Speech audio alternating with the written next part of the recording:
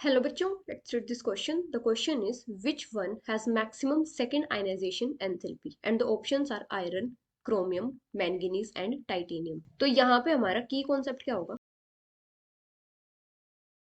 अगर हम बात करें आयनाइजेशन एंथैल्पी,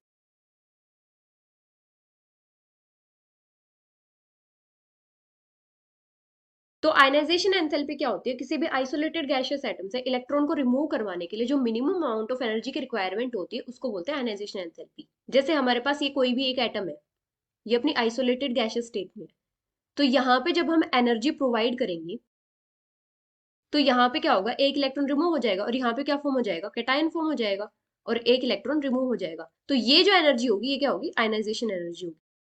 और जब फर्स्ट इलेक्ट्रॉन रिमूव होगा तो इसको हम क्या बोलेंगे, फर्स्ट आयनाइजेशन एनर्जी, या फिर हम इसको डिनोट कर सकते हैं IE1 से। अभी इस कैटायन से जब एक और इलेक्ट्रॉन रिमूव करवाएंगे तो वहां पे जो एनर्जी की रिक्वायरमेंट होगी उसको हम बोलेंगे सेकेंड आयनाइजेशन एंथैल्पी।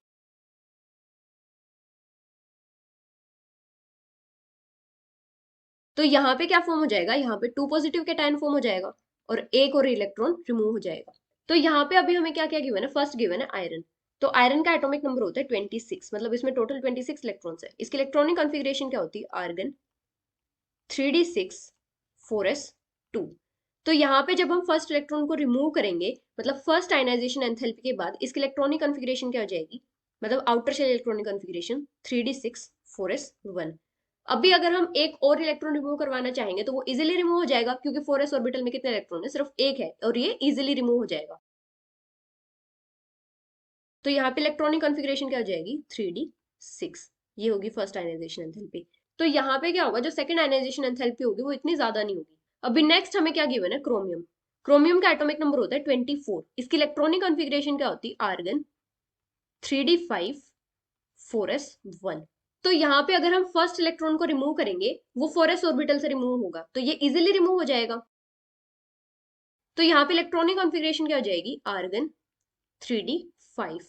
अभी क्या हो गया, जो 3d ऑर्बिटल है इसमें 5 इलेक्ट्रॉन्स है, मतलब ये हाफ फील्ड इलेक्ट्रॉनिक कॉन्फ़िगरेशन है।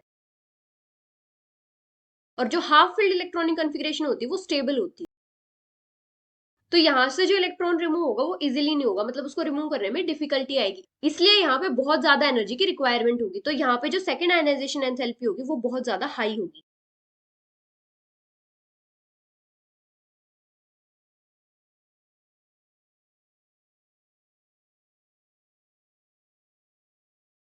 अभी नेक्स्ट हमें क्या गिवन है, मैंगनीज।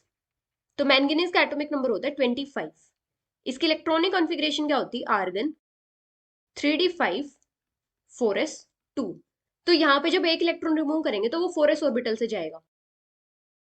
तो यहाँ पे इलेक्ट्रॉनिक कॉन्फ़िगरेशन क्या हो जाएगी, आर्गन 3d5 4s1। अभी यहाँ पे क्या है, 4s ऑर्बिटल में एक इलेक्ट्रॉन है और ये इजीली रिमूव हो जाएगा, क्योंकि इसके रिमूव होने के बाद यहाँ पे क्या बचेगा, 3d ऑर्बिटल में 5 इलेक्ट्रॉन्स बचेंगे, जो क्या होती है, स्टेबल इलेक्ट्रॉनिक कॉन्फ़िगरेशन होती है। तो यहाँ पे जो सेकंड आयनाइजेशन एंथैल्पी होगी वो इतनी ज्यादा हाई नहीं होगी,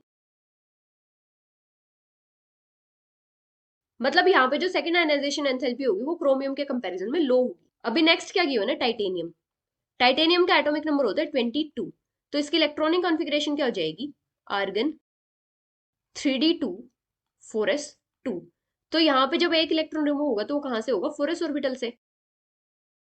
तो यहाँ पे इलेक्ट्रॉनिक कॉन्फ़िगरेशन क्या हो जाएगी, आर्गन 3d2 4s1।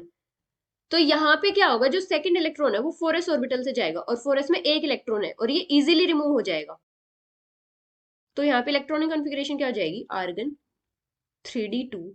तो यहाँ पे भी जो सेकंड आयनाइजेशन एंथैल्पी होगी वो क्रोमियम के कंपैरिजन में लो होगी। तो इन सब में से सबसे ज्यादा सेकंड आयनाइजेशन एंथैल्पी किसकी होगी, क्रोमियम की। So the final answer is option second. Hope you understood it well, best of luck.